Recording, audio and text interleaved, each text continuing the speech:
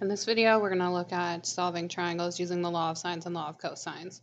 So we want to be able to solve triangles, which means find all missing sides and angles.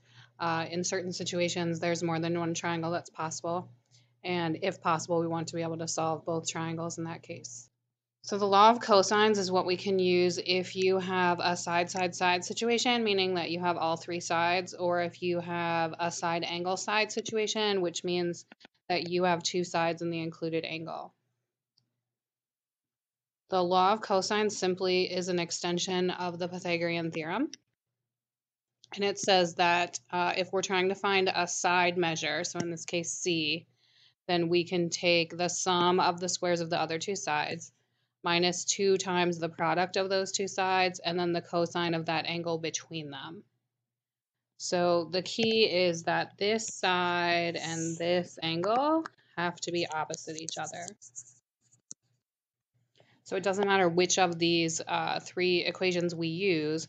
The key, again, is determine what angle you're going to be using. So it's either the given angle, or if we're using side, you're going to be finding an angle. So determine what angle you're given or you're finding. And then once you identify that angle, find the side across from it. So if we're using angle A here, the side across from it would be lowercase a. So I would use this equation. So just always pay attention to the relationship between the angle and then the side on the other side of the equal sign by itself has to be the side across from that. The law of sines is what we can use if we have two sides and two angles.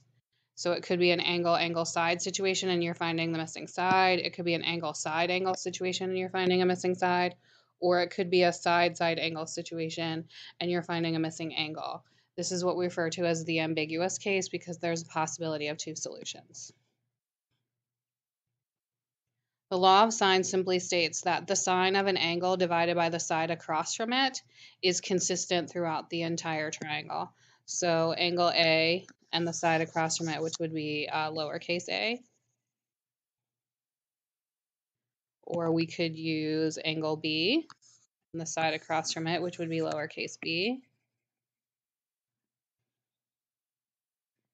Or we could use angle C and the side across from it, which would be lowercase c.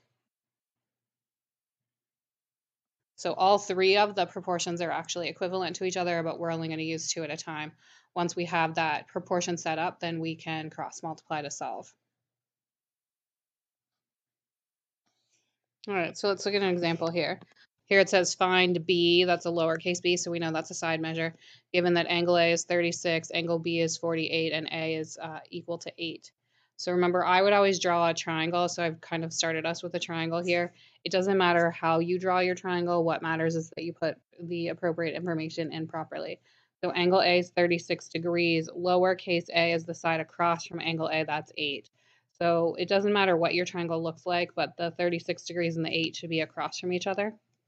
And then angle B is 48 degrees, and then we were asked to find lowercase b, so that's going to be the side across from B. So looking at the information, I have two angles and I have two sides. One of them is my variable, but that's okay. So between two sides and two angles, I know that I'm going to use the law of sines. So I'm going to start by setting up my relationships. So I've got this relationship here. So I'm going to write sine of 48 degrees over B equals, and then I've got this relationship here. So sine of 36 degrees over 8. Again, once I have this, I'm just going to cross multiply to solve. So this is going to give me B times the sine of 36 equals 8 times the sine of 48. And then in order to solve that, we're just going to divide both sides by the sine of 36 degrees. We can just type that expression in the calculator, make sure you're in degree mode. So now I've got 8 times the sine of 48 divided by the sine of 36. And we get about 10.11. Okay, in this next example, we have angle A is 49 degrees, angle C is 87 degrees, and C is 5. So across from angle C is where we're going to put the 5. We're trying to find B, so we're trying to find this side here across from angle B. And notice we don't have angle B. So I have this relationship here, which is an angle on the side across from it, so that's good. I have 49, but I don't have the side across from that. And then I need to find B, but I don't have the angle across from that. So what we need to do is remember some basic geometry here. So I know I can find angle B using the triangle sum theorem. We know the sum of the angles in a triangle always adds up to 180 degrees. So if we use angle B as 180 minus 49 minus 87, we get that angle B is 44 degrees. Then we've got this relationship here. So we end up with the sine of 44 over B is equal to the sine of 87 over 5. Again, we're going to cross multiply. Once we cross multiply, we're just going to divide both sides by the sine of 87.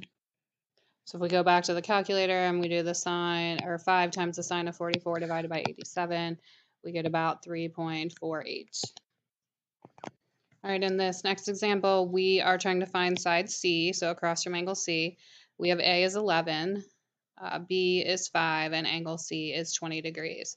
So in this case, notice that I only have one angle measure. I'm not trying to find any other angle measures. So when I'm only dealing with one angle measure, whether it's given or variable, then I know that I really want to use the law of cosine here. So remember, what I want to look at is this relationship here. So this is the angle that I have. The side across from it is what needs to go on the equal sign by itself. So here I'm going to use c squared equals a squared plus b squared minus 2ab cosine of angle C. So we plug in what we know. We're trying to find C, so that's going to stay as the variable. A is 11, B is 5, so 11 squared plus 5 squared minus 2 times 11 times 5, and then cosine of 20 degrees. So at this point, if we just go to the calculator, we can type in what we have. So 11 squared plus 5 squared minus 2 times 11 times 5 cosine of 20. And then that's c squared. So to get c, we're going to have to take the square root of that.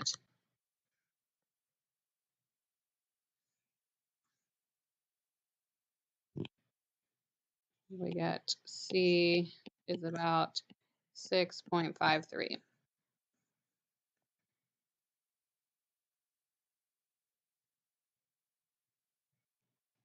All right, so in this next example, we're trying to find angle B this time. We're trying to find an angle measure. I've got that A is 9, B is 7, and C is 5. So again, here I only have one angle. It's my variable this time. So since there's only one angle, we're dealing with the law of sines. This is the relationship that I want to deal with. So I'm finding angle B. So the side B is what's going to be by itself. So we're going to have B squared equals A squared plus C squared minus 2AC times the cosine of B. So here, once we plug in what we know, we're going to have 7 squared equals 5 squared plus 9 squared minus 2 times 5 times 9 cosine of 20. So we're going to end up with 7 squared equals 5 squared plus 9 squared minus 2 times 5 times 9 times cosine of B. So we have to solve for B. It's an angle measure, so we're going to have to use inverse. In this case, it's going to be inverse cosine. And then we have to be really careful here about our algebra. A lot of people try to take all of these numbers here and combine them together, and we cannot do that because of order of operations. So we can do some simplifying first. 7 squared is just 49. 5 squared plus 9 squared is going to give us 106. 2 times 5 times 9 is going to give us 90. So minus 90 cosine of B. So this negative 90 is connected to the cosine of B by multiplication.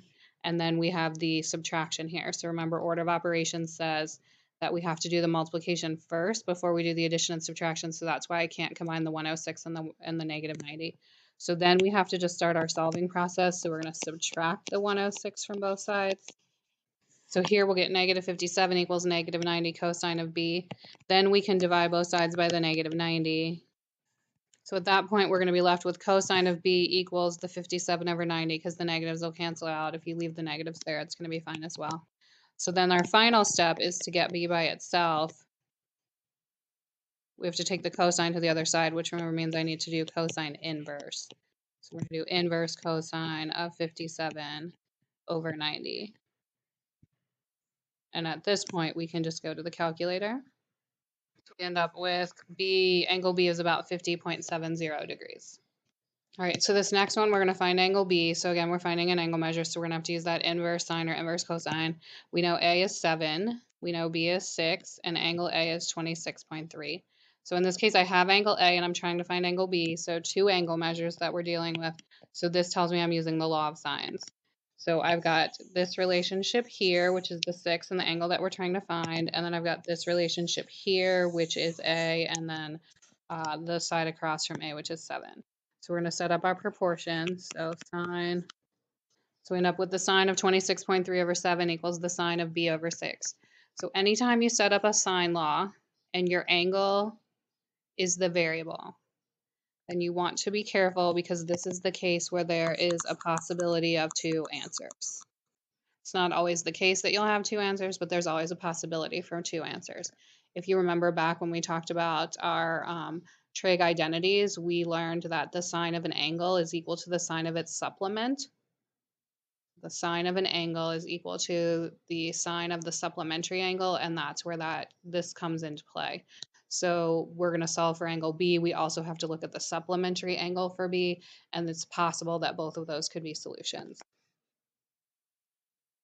So once I'm to here, I'm going to cross multiply. So once we cross multiply, we're going to get 7 times the sine of B equals 6 times the sine of 26.3. Then we're going to divide both sides by 7. So then we have the sine of B is equal to this fraction over here. So then again, remember to get B by itself, if we're trying to get rid of sine or cosine, we have to move it to the other side and it becomes inverse. So we'll end up with B is inverse sine of 6 sine of 26.3 over 7. And we end up with B is about 22.32 degrees. So this is always an answer. Then what we need to do is we need to find the supplement. So we get that our supplementary angle is 157.68 degrees. So again, sometimes this is going to be an acceptable answer, sometimes it's not.